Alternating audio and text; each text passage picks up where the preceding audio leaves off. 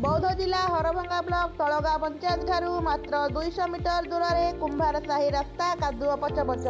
एही रास्तार दिन को शह शह लोक जाती हेले शुणुछि किए। बारंबार सरपंच को अभियोग कले कथाटी को फू कर उड़े देउछंती।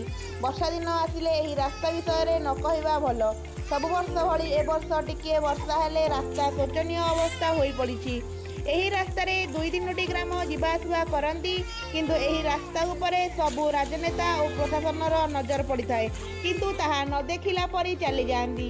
एही रास्ता बाबदरे तलगाँ वार्ड सभ्य दुख प्रकाश करिसेंती एही रास्ता को नहीं बारंबार सरपंच को गुहारी कले किछि फल मिलू नाही।